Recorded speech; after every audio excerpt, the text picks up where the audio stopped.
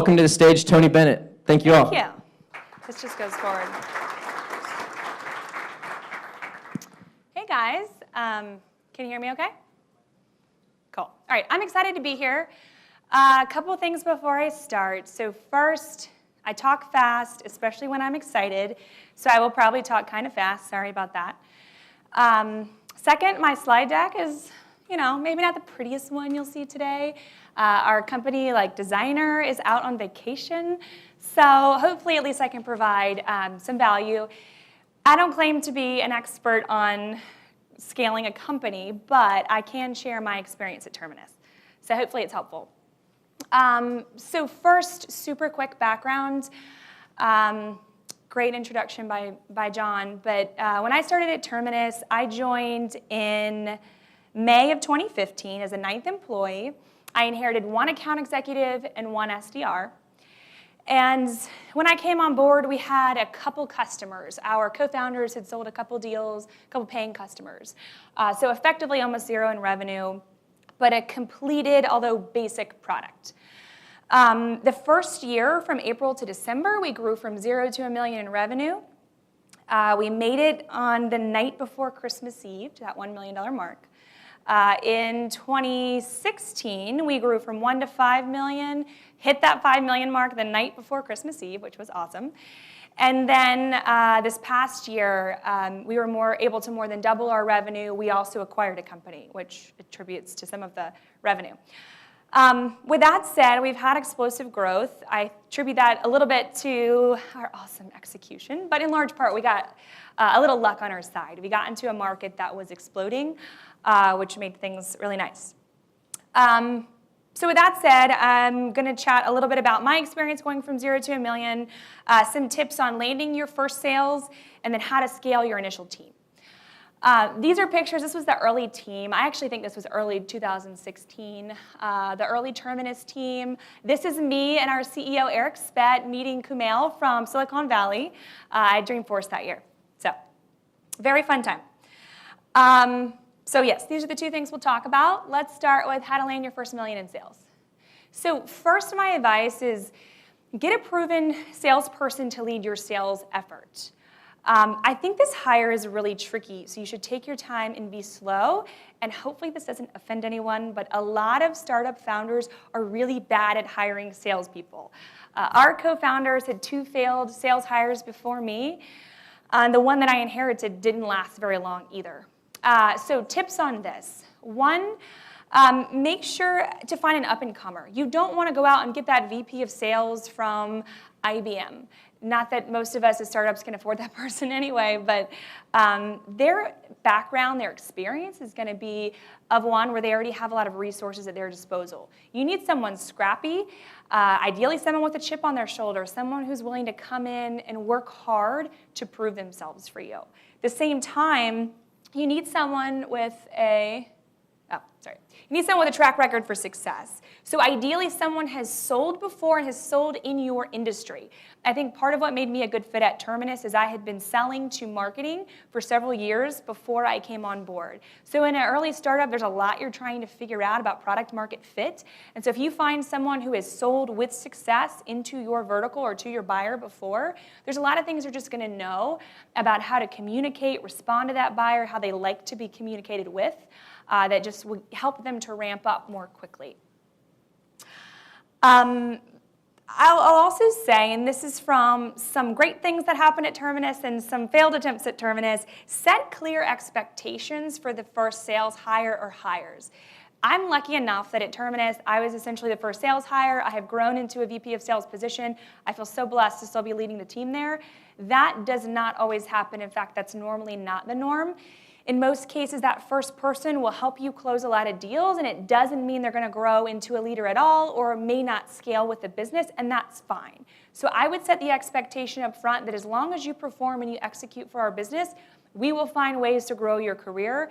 I would not promise them any kind of position or title in the future because you just don't know if you can offer that to them. It's just kind of a word of caution. Also, check references. It's hard to hire salespeople. Even as a salesperson, I would like to say I have a pretty high radar for bullshit, but it's still really hard for me to hire salespeople today. So we do this step in our interview process for account executives today where we make them come in and essentially go through a sales process of Terminus, our product, to us. It's interesting because there are people in the first in-person interview that I will love. Then they come in and they cannot sell Terminus, and vice versa. So find a way to make this person prove to you that they can actually sell and they can actually do this job. So find some kind of practical, maybe have them shadow your business for a day. Give them 3 days to go make a business plan and come back and pitch your product to you. In the early days, I completely built out our go-to-market message, our strategy, how we demoed the product, how we talked about the product. Of course, with tons of input from our co-founders, but I kind of led that charge. You need someone who's got the ability to help create that go-to-market message for you. So you want to test them. And lastly, if you have a sales leader who's a friend, I recommend that you get them to support you, maybe have coffee with the person to help you vet them out. Next, sell vision over product or sell the dream. What this does not mean is lie about what you do or exaggerate what you do. That's a great way to build a terrible reputation. However, something that worked really well for us early was selling vision over just what our product did, because our product was very simple, as most of our products are in the early stages of a company. So tips on this, create an impossibly big vision and mission for your company. Get your salespeople rallied around this vision. Make that vision so big it's probably impossible to achieve, but great salespeople are not just money motivated, they're also excited to be part of something bigger. And so once you do that, I'll give you a quick example of something that we did. So early Terminus, all our product did was serve ads to certain personas and target accounts. So if we had gone to market and said, this product's really great. It will enable you to select the people you want to target and target them with ads, and then you can see how they're engaging with your ads. That's not terribly compelling. So instead, we would tell stories to help get the person to understand the bigger vision. We would say things like, imagine what you're doing in marketing today. Most of your efforts are limited to your database, like email, and are reactive. You have to wait for someone to come to you. But according to Topo, less than 15% of your target accounts are coming to you. So how do you go get the other 85%? Our product is going to enable you to proactively go find people who are the right fit for what you do and bring them to you. And then you want to target someone like a CEO. That person's never going to fill out a form on your website. They're not going to respond to a cold call, and they're probably not going to respond to an email. So how can you get their attention? Well, picture this. CEO sits down in his office, looks out his window, sees a big banner that says, buy Terminus. Every 5 miles on his way home from work, buy Terminus, buy Terminus. Goes to pick up his kid from daycare, buy Terminus. That's essentially what we're doing for you digitally. So find ways to tell stories that make your simple product features bigger. Next, and this is kind of related, challenge your prospect to see the world differently. So if you guys have read The Challenger Sale, how many people have read that book? It's probably impossible to do the full-scale model in a small company, but my big takeaway from that book is if you can challenge your prospect's worldview, they will then trust you more because you've built credibility that you can provide them with valuable insight versus just talk to them about a product. So here's an example of how we did that. Before we ever showed a demo of our product, we always went through this with prospects, potential customers. We'd say something to the effect of, before we dive into the product, I want to give you some context on what we're trying to help you achieve in your business. Let's talk about ABM. Account-based marketing. So on the left is the traditional lead-based funnel. We kind of explain it. According to Forrester, less than 1% of leads turn into revenue. This model works. Lots of great companies have been built on this model, but is it the most effective way to build your business? Enter account-based marketing. By flipping the funnel, you're identifying best fit accounts. You're then putting all your marketing and sales effort into only those accounts. So you want to expand your reach to the whole buying committee, engage them with compelling personalized messages so that you can ultimately drive advocates and customers. It's a very short version. But all that to say, Terminus fits into this here and here. We're going to enable you to drive X outcomes as a part of that strategy. So then when we go into our product, our simple little product that takes 5 minutes to demo, we've now started getting them in the right mindset of what they're going to see and making this feel like a much more powerful thing than a small platform that has 3 pages in it. So those are some thoughts on how to get your message out. How to start scaling your sales team. So I don't remember the exact revenue when we hired our second rep. Like I said, I inherited one guy. So he and I sold pretty much our first $1 million for the business together. So I was leading the team, building all the stuff in Salesforce, all the building things you do in a startup as well as selling. And so probably around $600K as when we made a second sales hire, so the end of Q3 that year. And then we made our third hire in December, so he didn't really contribute until the next year. All that to say, though, I think it's really important that as you scale that early team, you've got to get the right people or you're wasting a lot of your time and your resources, because salespeople are expensive. Any bad hire is expensive. Hire for grit, passion, and hustle over experience. Even today, I still would take this as a rule of thumb, but especially early. In the early days, I would rather have someone who's hungry, who shows me that he wants to commit to the bigger vision of our company, is going to work his ass off, than someone with a super impressive resume from, a Salesforce or an Oracle. You want to look for someone who knows they've got to hustle in a startup. This is not easy. Some days the product might not work. This is not going to be easy, but if you're willing to come in and commit, this could make your career. So you want to make sure you hire the right kind of person. Make your team feel invested in success. I have for sure not done everything right, but I think one thing I did get right early on is we made sure our team knew that this was our company, this was our thing to build together. So I would never go to them and say, here's what we're going to do. It was always, hey, I think we should revise our sales stages. You guys have been selling this for a while now. Can you get together, think about how you think this should go, based on your experience, come present to me what you think we should do. I would take that, I would then figure out what we should do, using as much of what they gave me as possible, and then come back to them. And then it was as if we had built this thing together. Or when we roll out a new policy, always prefacing that if this doesn't work, I promise we'll scale it back. Let's try it. Like, I would be willing to change this back if we do this full force and it doesn't work. But if I can't tell that you're really committing to it, then we're just going to keep doing it. So find ways to get them feeling like they're part of this journey. Because think about the person you're hiring early. What crazy person wants to come work for a startup when they can go work for Salesforce.com and make 120K base? It's the kind of person who wants to be, I love someone raised his hand in the back. It's the kind of person like me and probably like a lot of you who wants to be a part of building something bigger than themselves. So you got to make that person feel like they are part of the journey. Set proper incentives. Early on, I kind of came in and said, all right, we have to set a goal, but I don't know what that goal should be. So I'm going to make something up. If we don't hit it, but I can see that you guys are working really hard towards this goal, we'll reduce the goal. If we kill it, I'm going to raise it. Let's just do our best and figure out where things fall. And if you've hired the right people, it shouldn't be an issue. And then over time, you start to understand what your goals need to be. Multitask. I'm sure that's obvious. Something that our CEO, Eric, advice he gave me that was super valuable. I would always complain that I was struggling to prioritize my time and get things done. It was hard to slow down enough to build something. So he would say, don't try to slow down and build something. Do it as you're doing the thing. It's probably not a good way to say it. Example. An example would be training. So the next time I had a new hire, started with this person and said, hey, I need you to help me scale our hiring program. So as I'm training you live, can you just write down everything I'm talking about, take great notes? They'd put it in Drive, share it with me. At the end of the day, I'd go home and spend 15 to 30 minutes organizing their notes. Next time around that I trained someone, they had that page of notes. Okay, add to this page of notes. Let's figure out what we need to do from here. And every time we built on that until eventually we had some form of a playbook.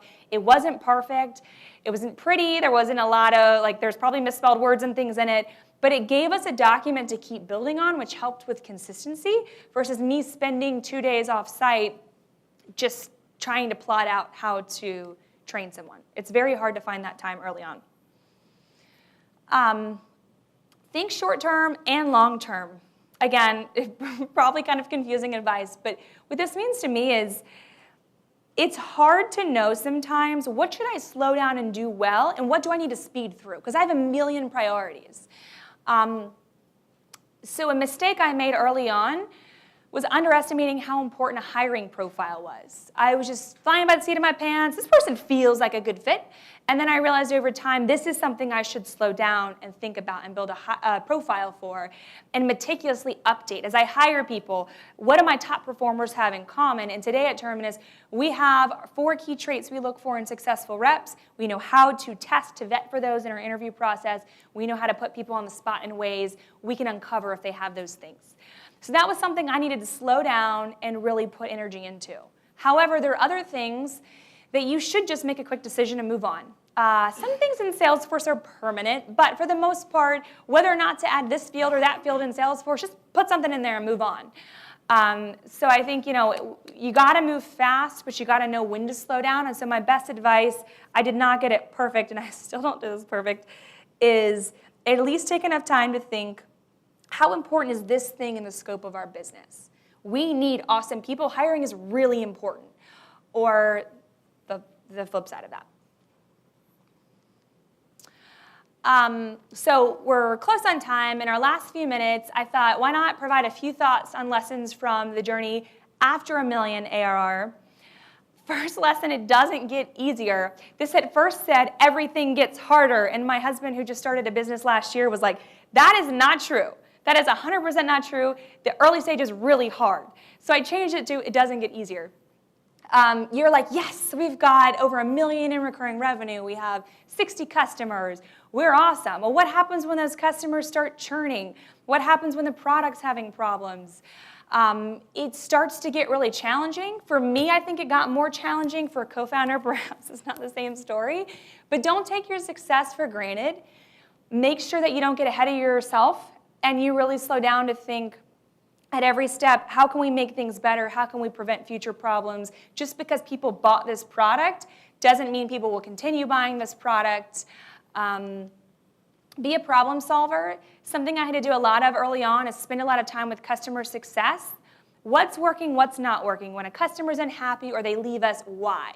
How can we better make our message, set the right expectations up front to minimize churn? And then, of course, how do we improve the product to minimize churn? Again, for us, it was like once we got over that $1 million mark, there were a lot of business challenges we had in making sure a team was delivering a consistent message every time, but also making sure that we kept tabs on how to continue to improve. You will face big challenges. There will be days where, again, your product doesn't work, or a competitor suddenly pops out of nowhere, and you're like, crap, what they have is kind of cool. You have to stay positive and keep believing in what you're doing. A lot of great teams win because they believe in their cause. At Terminus, we get a little cheesy, especially one of our co-founders, Sanger, and we kind of pick on him because everything is the best thing ever.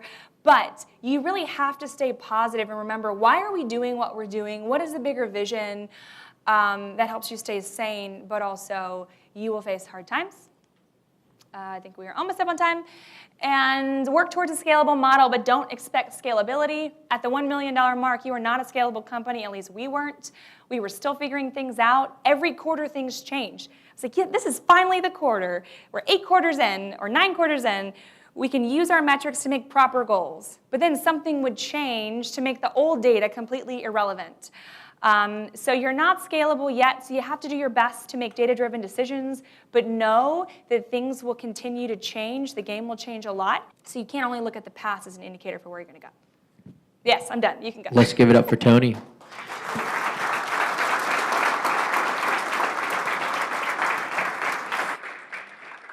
All right, we have 8 minutes for questions, so for anyone that wants to, question number 1. How you doing, Tonni? So for a SaaS company, with your product offering, obviously you guys were new to the market. Did you find that a lot of the prospects that you were working with wanted to do a proof of concept to prove out your product first before moving to kind of that subscription-based model? Totally. Early on, we did, The first thing that I did when I came in was stopped month-to-month contracts. Our co-founders were selling anything. Stopped month-to-month contracts, but we did quarterlies for probably the first year. It's not ideal. Your board won't like that, but you just need to do what you can do to get customers in and happy and using you. So we try to make it very easy. Our terms of service were simple. We would take any kind of payment method, like anything. So we did quarterly contracts. Once we hit the $1 million mark, we started shifting away from those. We probably let some linger for like the next 6 months from there. And then we pressed for at least 6-month terms. We're still doing some 6-month terms, selling into MarTech. Everybody wants a proof of concept, and some of our competitors allow 3- and 6-month terms. We are trying to push exclusively towards annual, and hopefully we'll be able to do so by the end of this year. I think there's a balance between do what you need to do to get your first customers on board and prove to them that you can provide value for them. But as soon as you see that there is value, you got to start increasing your deal size and forcing a longer term. Thank you. Tonni, just 2 quick questions. One, what was the name of the book? And then you had mentioned there were 4 traits you look for in salespeople. What are those? The book, The Challenger Sale? Yeah, and 4 key traits we look for. 1 is communication. Not just can you speak and communicate clearly, but our buyer likes really friendly reps. They don't like corporate-y kinds of, they just don't respond well to that. We sell to marketers. They want someone friendly and kind. That's important. Hustle. We're still not the kind of place where I'm going to give you 100 accounts to farm. It's hard work. So we need someone who's willing to put in the effort needed. We look for coachability. There's a lot changing in our market and in our product. So we need someone who can take feedback, put it into play very quickly. And then the last one is adaptability/intelligence. Our HR person said we can't call it intelligence anymore, but how quickly can you pick up on a new concept, put it into play? It's similar to coachability, but adapt to all the things going on. Our reps who are able to take a new concept or talk track, put it in play the next day, are just going to see faster success than the ones that really need to take their time and work with the material. So those 4 things have been big for us. So Tonni, what's your preferred source when you look for salespeople? Where do you go first? Early on, I wanted only people who sold into MarTech who had 3 to 5+ years of experience because I didn't have bandwidth to train them. Now, it just depends. Like a lot of the MarTech companies I would love to recruit from, like Pardot, which is now Salesforce, and Marketo, are more, I don't want to say corporate-y, that's not really fair, but are just in a different place than we are, so those reps actually don't transfer very well to us. We're hiring a lot of people from CareerBuilder right now.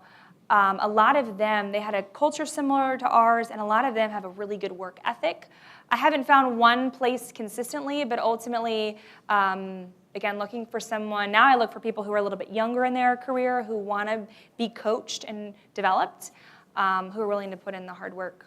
Hi, Tonni. You mentioned the Challenger Sales book. I'll go back to that. So are you having any issues scaling with that model? In other words, you need domain-specific knowledge to be able to effectively challenge your customers. How's that working as you're scaling? Yeah, good question. We're still definitely following it. Again, we don't follow it to the letter of the law like the book talks about, but we're still in a place where we can't really sell without that because what we are doing requires a change in the way they're measuring success and reporting things to their CEO. So we need them to believe this, to buy into this, so they'll sell it to their CEO or let us help them do that.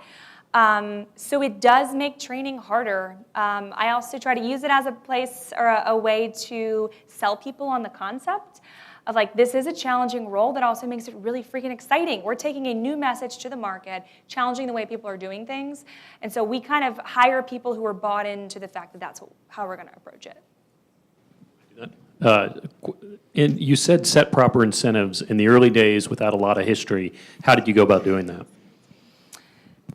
So one quick tangent, one mistake I've seen a lot of co-founders make is they look at another company, like ours used to always look at SalesLoft and say, let's do what SalesLoft does. Well, SalesLoft was ahead of us. They had been around longer than us. They sold to a different audience. That's not helpful, but it is good to look at that and say, what are they benchmarking? Let's pick something similar. So I looked at a couple similar companies here at ATV and then chose a number which I thought was challenging but very reasonable. And surprisingly, it ended up being the number that stayed our quota for about 2 years. But that, I got lucky. I don't think that was like, but if it hadn't been, I would have changed it. Hi, thanks for the information. My question is, what are the actual sales tactics that you use to get to the first million? So for example, were you guys cold calling, had an email strategy, did webinars, things like that? And then how did that change from 1 million to 5 million? And did you see like something that worked and you guys like continuously repeated that? Great question. So we still to this day don't get a whole lot of inbound. Surprisingly, for a marketing and MarTech company, you'd think we have all the inbounds. We don't. So it's a lot of hard work. So I have an SDR team. It used to be a 2 SDR to 1 AE ratio in the early days. Now it's 1 to 1. They do a lot of work to cold call, email, social touches, which works really well for marketing. We do videos in our outreach. They do a lot of really creative work.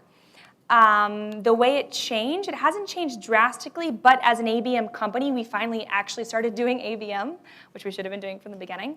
So we've had a huge transformation in getting way more targeted and letting our reps only work 100 target accounts, be super personalized into those accounts, and better use our own product to help nurture that buying committee. So if you want to talk more about that later, I would be happy to. Cool. Great, Toni. Thank you so much. Thank you.